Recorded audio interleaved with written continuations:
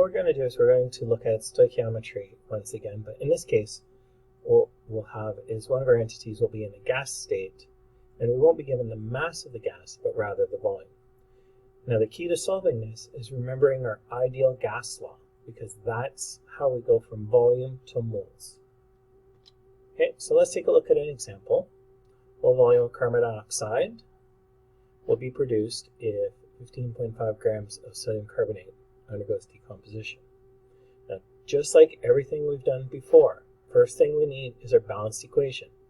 Second, record our givens. Okay, and so we know our mass of our reactant, our molar mass we can look up.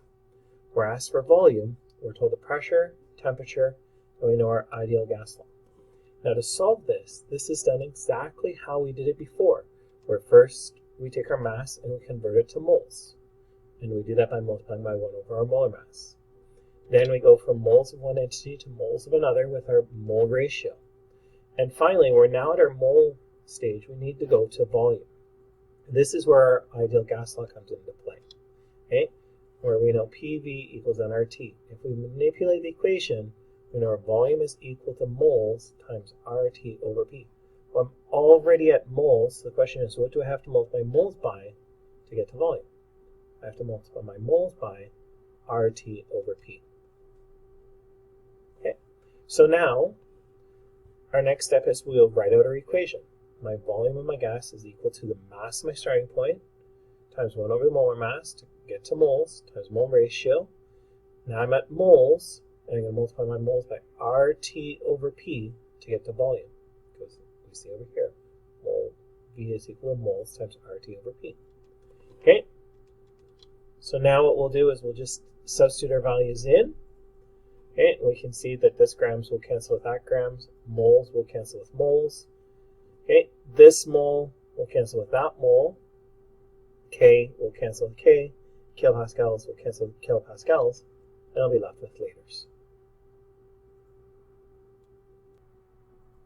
So let's take a look at another example, where we're talking about carbon monoxide reacting with oxygen in a catalytic converter to produce carbon dioxide. We're asked how much oxygen is required to produce a certain amount of carbon dioxide.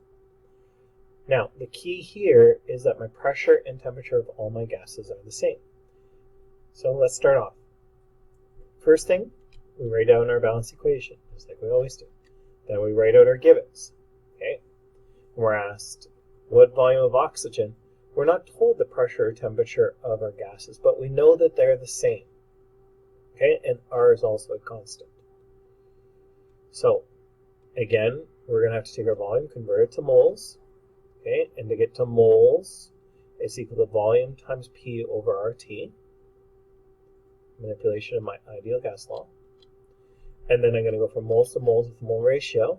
And again, from moles to volume, just like we did before, is RT times P.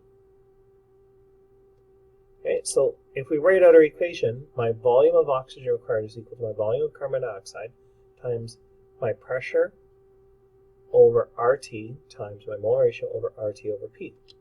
Well, you may notice my pressures are the same, and R is a constant, and temperature is the same.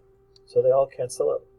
And so what we see is that when we have a question where my entities are all gases, and they are at the same pressure and temperature, to go from the amount of one entity to another, I can take it and multiply it by a mole ratio or a volume ratio.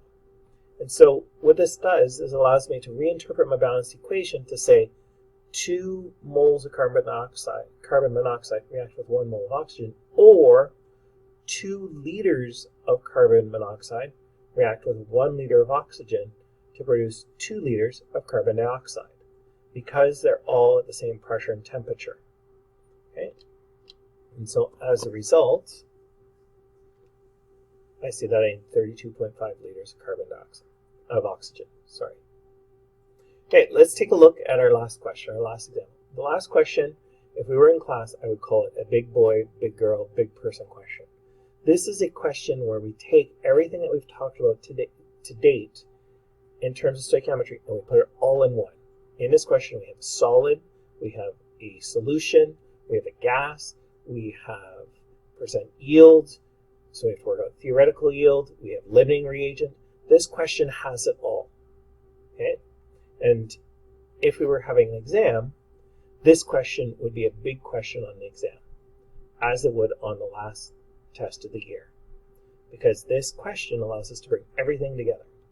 So let's start off. First thing we need is we need our balanced chemical equation. And we have magnesium reacting with hydrochloric acid. We know it's a single displacement reaction, and will produce magnesium chloride and hydrogen gas. Our second thing, regardless of what it is we write out our givens. Okay, and so we write out our mass. Molar mass of magnesium can be looked up. We're told our volume, we're told the concentration of our HCl. So because we have the amounts of both reactants, we know we're in limiting conditions. And we're told our actual yield of our gas in volume. We're told the temperature, and we're told the pressure of the room. Okay. Now, remember we talked about this when we talked about Dalton's law. I have magnesium, it's going to react with some hydrochloric acid. I have it in an inverted graduated cylinder. The gas is going to push the water out of the cylinder as it's being produced. Okay, so now at the top what I have here is hydrogen gas, and then I have some residual water, and then my water was pushed out and my magnesium all reacted. Now, the pressure inside of here is also due to some water vapor because we collected it over water. And so I need to get the pressure of just the hydrogen gas for my theoretical yield. But we know from Dalton's law of partial pressures that my pressure total is equal to the pressure of two gases. Okay, and I can make the pressure total in here equal to the room pressure if I line up the meniscus with the height of the liquid in the container.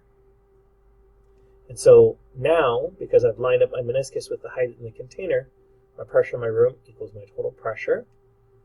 I can look up my partial pressure due to water based on the temperature. Okay, and so the temperature of the room at 22 degrees Celsius gives me a partial pressure of water of 2.64 kilopascals. So now I have my pressure due to for my hydrogen gas.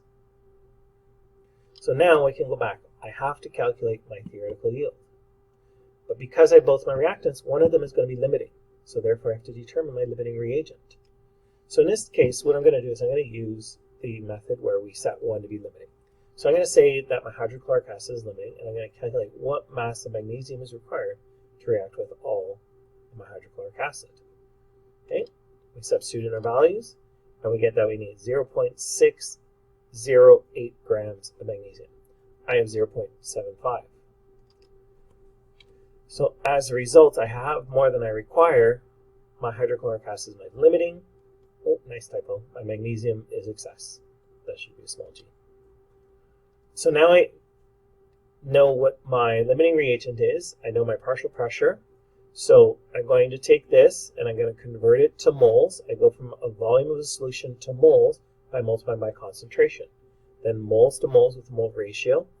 And then, as we've already discussed, volume is equal to nRT over P. Since I'm already at moles here, I just have to multiply by RT over P. I can substitute my values in, and I get a theoretical yield of 631.9 milliliters. Now at this point, it's a very simple question because I know my actual yield, I now have my theoretical yield, I've done all the hard parts of the question, I just have to calculate my percent yield. And we get an 82.29% yield.